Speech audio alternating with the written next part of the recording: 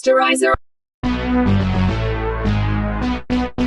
Sanibona igama le-movie yethu yango-2022 i-Buried in Barstow. La siqala khona ngey'khathi zasebusuku edolobheni lase-New York City. La esithola khona owesifazane egama lakhe u-Angel King ayey'lungiselela khona ukuyovakashela omunye wesilisa ezolala naye. Nesithola iqiniso ukuthi uHazel le ndoda wayengayile ngoba ethandana naye kodwa wayeyoyibulala ngoba kwakumsebenzi wakhe lo uHazel ukuthagetha umuntu lo asuke ezombulala. Wathi uHazel eseqeda ukubulala leyo ndoda wasula wonke ama-fingerprint nasezandleni zayo le ndoda for ukuqeda ubufakazi obungamchaphazela waphuma ehhotela wahamba. Imuvi sesishiftela sekwadlula iminyaka ewu-20 esekhulile noHazel esayiyeka nale mpilo yokubulala sembona ese-own i-restaurant encane ayidayisela khona ukudla. uHazel wayesephenduka umuntu o-right ngoba noma kwakuba khona amanye ama-customer adelelayo kodwa wayezama ukwehlisa umoya. Iphoyisa lelijwayele ukufika lapho lizothenga ukudla. uHazel wayebuya elidayisele nge-discount ethi ngoba liyi-customer lakhe. Indodakazi kaHazel igama layo uJoy yaze yayibona leyo nto yabuza uma wayo ukuthi kwenziwa yini leli phoyisa alitreat-e ngendlela ebaluleke kanje. uHazel watshela ingane yakhe ukuthi kuyaye kube kuhle ukuthi ubaphathe kahle abantu abanjengamaphoyisa ukuze ukwazi ukusizakala ezimeni ey'nzima. Indodakazi kaHazel uJoy wasmayila kancane mayebona sekuhleli i-boyfriend yakhe uTravers kwelinye lamatafula. Kodwa uHazel wabona lowo mfana uTravers wacasuka uHazel ngesikhathi indodakazi yakhe itshela uma wayo ukuthi akayinikeleza imali ayemthembise zona ngoba ufuna ukuhamba uhlale eLas Vegas ne-boyfriend yakhe uTravers ayoqala impilo entsha. uHazel wathethisa ingane yakhe uJoy emtshela ukuthi unanesibindi sokumtshela yonke leyo nto angeke azayenza. Ethi lezo imali ongifuna zona ezokuthi ufunde uzuqede college. uHazel watshela uJoy ukuthi akahlukane noTravers ngoba uTravers akalungile. Kodwa uJoy wayedefend i-boyfriend yakhe etshela uHazel ukuthi i-boyfriend yakhe umuntu o-right lokho kwasusa ingxabano phakathi kamama nendodakazi. uJoy wayesecasukile watshela uma wakhe ukuthi uzohamba noTravers ethande engathanda uma wakhe ngisho ngathi wakamniki lezo imali. Ngokuhamba kosuku uJoy wayesethethe enye indoda edle iplate yaqeda kodwa imali engayiphethe. uHazel wazongenelele ebona indlela ecasuke ngayo indodakazi yakhe. Le ndoda yachazela uHazel ukuthi ayinalo ikhaya ibilambile. uHazel le ndoda wayenika umsebenzi wokugeza izitsha nendawo yokuhlala. Wayekhombisa la ezolala khona le ndoda yazisho igama layo ukuthi u-Elliot. I-boyfriend kaJoy uTravers wayesamnikeza i-pressure ngokuthi kungane engayitholi le mali yokuthi bakwazi ukubaleka. uJoy wathi uTravers uhlulekile ukuconvince uma wakhe kodwa uzozama ngenye indlela. Ngakusasa uHazel esenza umsebenzi wakhe ojwayelekile wethuswa ukubona indodakazi yakhe uJoy efike efake iy'buko ey'dimile. uHazel wayeka konke akwenzayo ngenkathi ehambe eyobuza kuJoy ukuthi ufihleni ngalezi y'buko ey'dimile. uHazel wathola ukuthi uJoy ushayekile ebusweni. uJoy wahluleka ethi uzama ukupholisa uma wakhe wawufika endlini wafika washintsha iy'mpahla zokugqoka. Wayovula isafe yakhe yesibhamu wakhipha isibhamu sakhe wasilayisha iy'nhlamvu before ahambe aye la uTravers abakhenikhela khona iy'moto.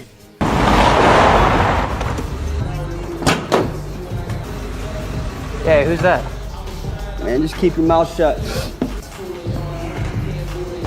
Hey, Travis, can I have a word? I'm busy.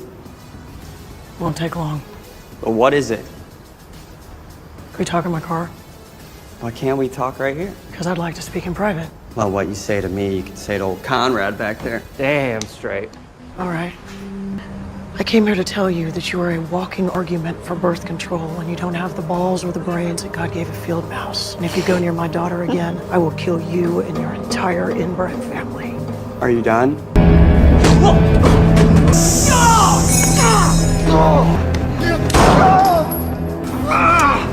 You broke my nose! And it'll be the last thing you ever do.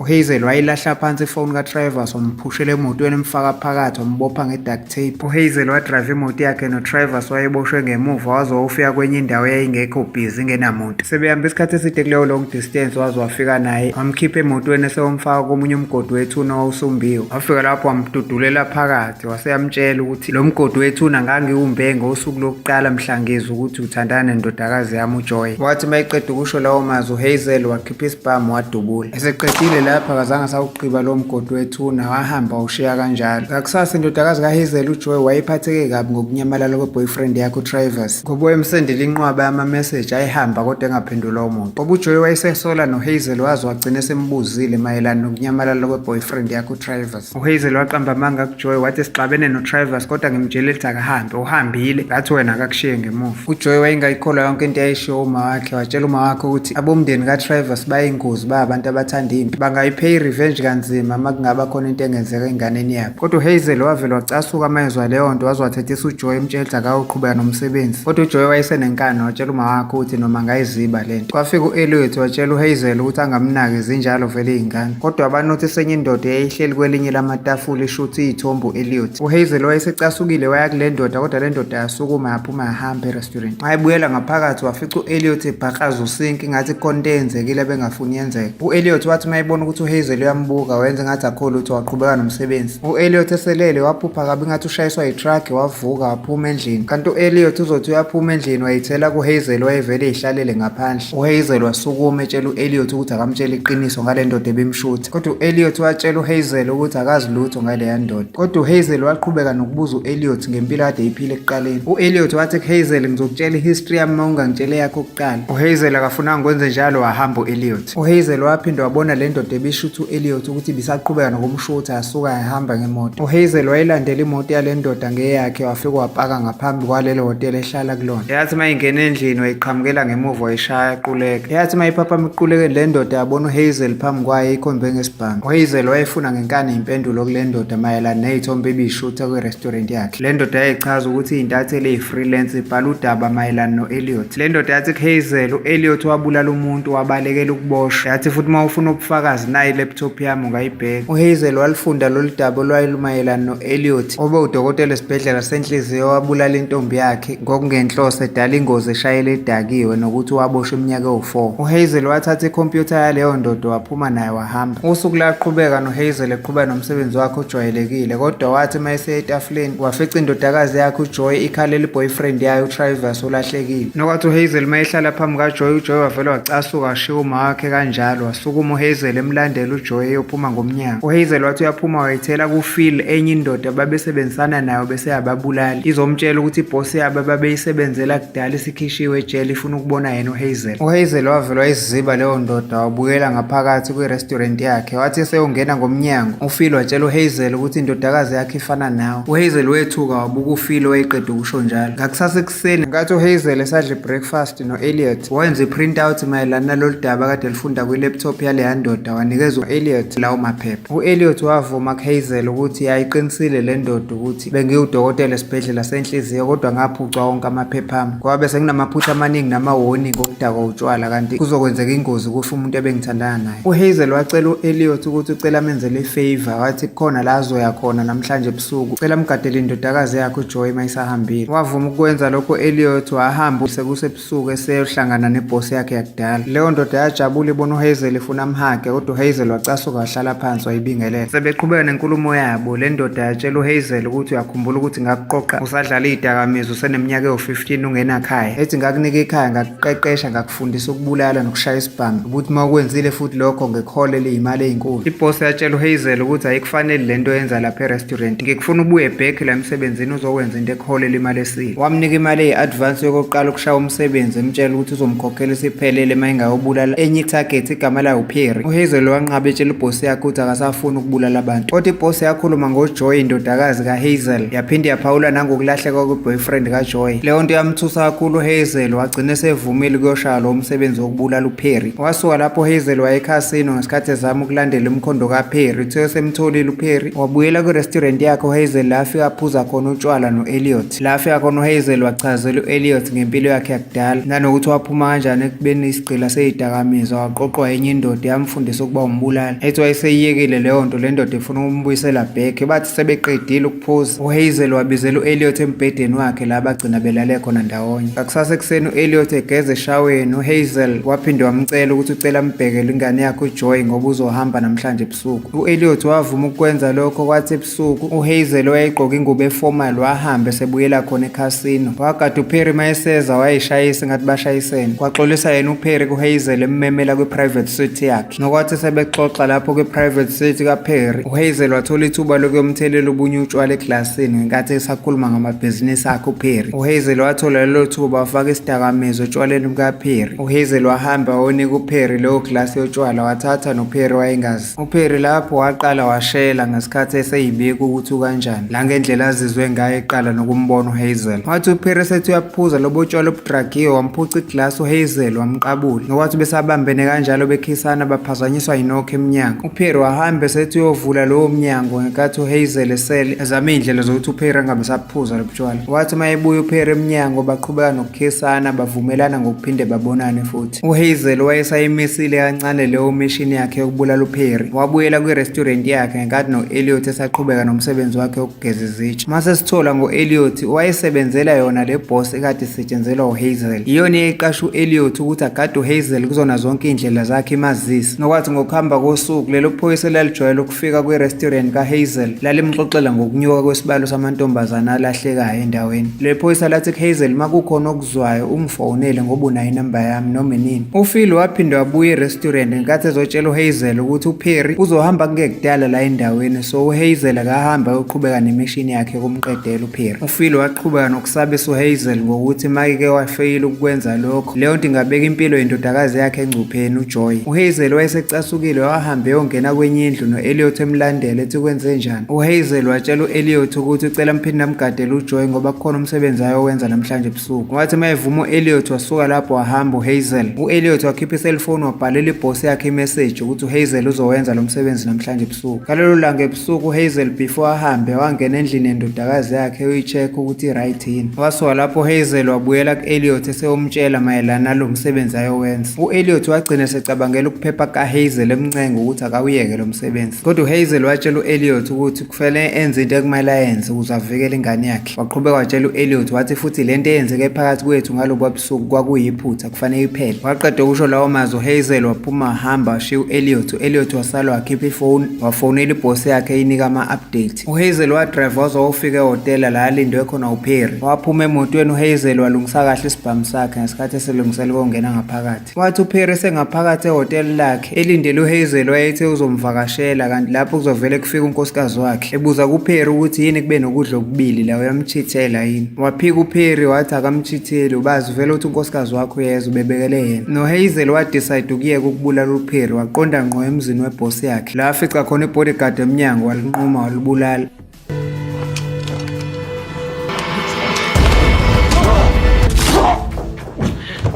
Ibhosi yabona leyo nto yenzeka kwi-security camera watshela uPhil ukuthi akahambe ubulala lo muntu wesifazane. uPhil waphatha isibhamu esikhulu.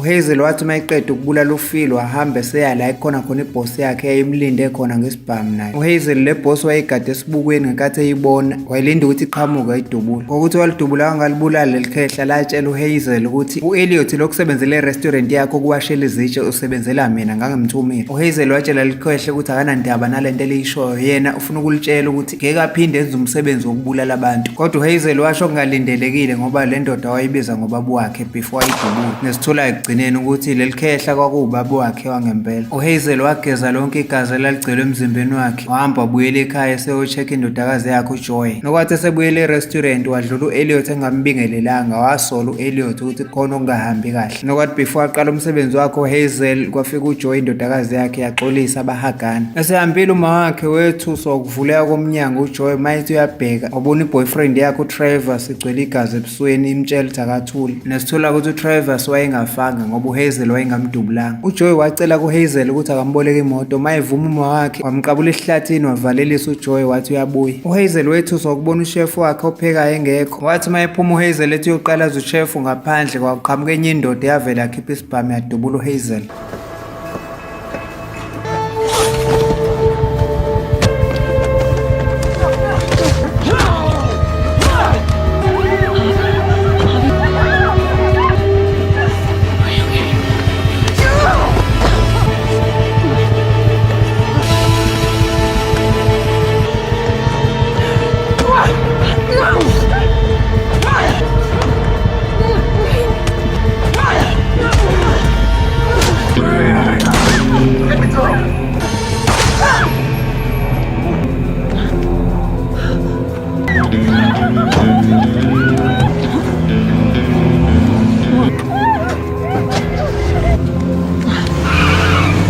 yathi mayihamba leyo moto ngekane kaHazel uJoy beqeda ukudubula uHazel kwaqhamuka uElliot owayezama ukunqamula ukopha kwegazi ngoHazel wayidutshuliwe. Kuthiwa le movie iqhubeka ku-part 2 guys, ngisazozama ukuwuthola ngiqhube. Hawe master siphelile njalo. Siyayibeka lapha namhlanje ungaphuthelwa imovie elandela esoyi-uploada ngekudala. Siyabonga ngokubukela iSterizer TV. Ukhumbule ukusubscribe nokucindezela ulike kanye nebell ye-notification ukuze ungaphuthelwa imovie elandelayo ngokuzayo la kuSterizer TV.